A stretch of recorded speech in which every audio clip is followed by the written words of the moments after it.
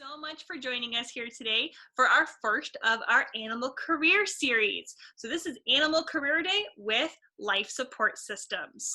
So we hope you're going to be joining us back here. We're going to hopefully do these weekly as we go and find our interviewees from all over the world. So we're going to go ahead and get started with our first one. So hello there. Why don't you go ahead and tell us your name? Hello, I'm Sebastian Sprain. Nice. And why were you interested in sharing your experiences? I've been told I can say the truth, that my wife is the manager at Lion Habitat and she told me to do it. Yes, awesome. So as you can see, guys, we're actually pretty well connected in this field. And for full disclosure for fun, actually, I happen to know bass before I knew Denise, back when I was still working with dolphins before the Lion Habitat Ranch. So it was a whole bunch of things. So this is a really fun career field that's pretty well connected. So why don't you go ahead and tell us where you're from? From Northern California. That's where I started in the field. I lived in the Caribbean for a short time of my life, also working in the field there. And then I moved to Las Vegas where I worked in the field, and then I've lived in Salt Lake, and I'm back in Vegas now. Fantastic. Well, what is your specialty when you were working in animal care? Water filtration, water mechanics, chemistry, and scuba diving. Okay. Now, all in all, that has a kind of specific name that we might hear it referred to. If somebody was to walk in and have that kind of title, what would it be called? So it's typically called life support. There is a weird connotation that goes with that. If you are not in the animal care field, you say life support, people tend to think, are you in first aid or emergency response? No, it's the life support systems for the marine animals. Very cool. Awesome. So does that require any sort of additional education, certification, or experiences if somebody was to want to get into the field? Where should they start really focusing their educational attention, be it certifications or maybe experiences too? Well, it's a little different in that field for animal care because it parallels a lot with construction. So where there may not be necessarily specific college degrees, although there are some you can get with biology and chemistry, it also comes down to the trades and having any kind of apprenticeship programs, any kind of mechanical work, any kind of welding, pipe fitting, plumbing, carpentry, that kind of work. But the life support work heavily entails more towards water. So anything that is with water, pumps, mechanics of that, filtration systems, and then again, going back to the plumbing, pipe fitting. Nice. Okay. So definitely something that would probably be more on the technical side. You'd want to see somebody with a little bit of that experience before coming in for an interview or something like that. Okay. Correct. Nice. So then what did a day in your daily life kind of entail? Well, it depends on the facility. If you have a facility that has 3 rotating crews over a 24-hour period, the beginning of the shift is going to be the passover area, passing over any pertinent information that happened on that previous shift. If there's not, and you're having a system that's automated and ran by computers, then you come in and your first thing you're doing is looking at the screens and all your monitoring equipment to make sure everything's running optimal. From there, your day consists of changing filters, taking care of pumps, cleaning, calibrating, doing chemistry tests, and the occasional scuba diving when that comes up.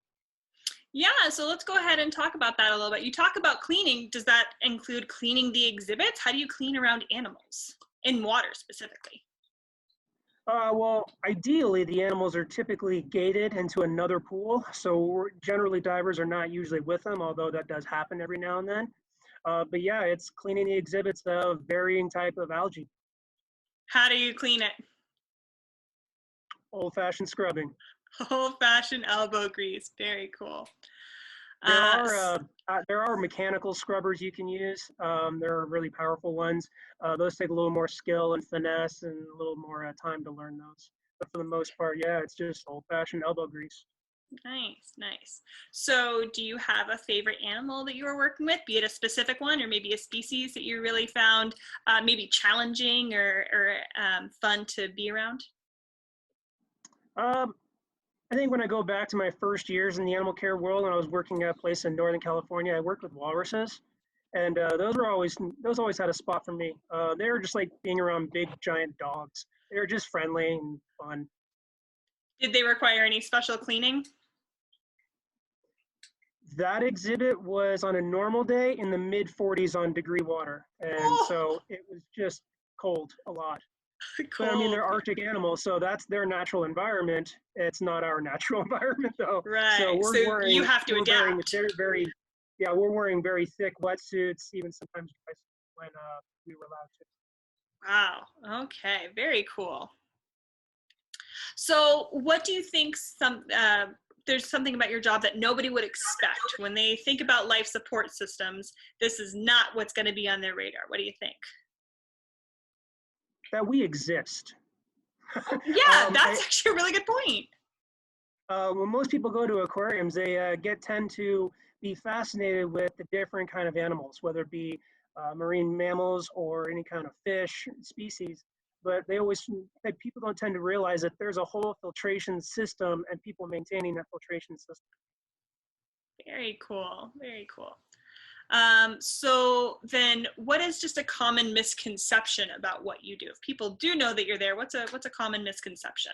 The misconception would be that we're not approachable because we tend to be very gruff and almost parallel to construction workers again. So a lot of the animal people tend to be really nervous coming up and talking to us and asking us for any kind of projects or help with any kind of programs. Okay. Are you gruff and unapproachable? I think you know the answer to that from being one of my divers. Hey guys, he's not. He's fine. All right. So what was one of the hardest parts of your job? When you get into a world like life support, uh, I guess the easiest way to say it is sometimes there are multiple different avenues to one goal.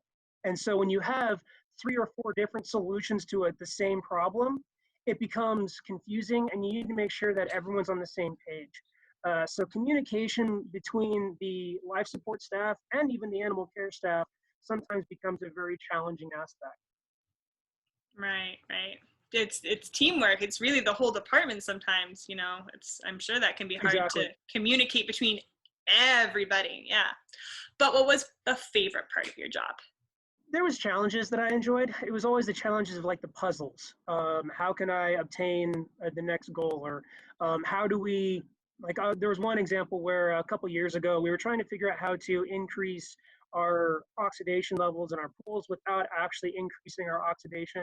And one of the ways we came up with was increasing our turnover rate, our flow rate. And this was at the Dolphin Place in Vegas. So it was always those weird little challenges like that that were fun and engaging for us.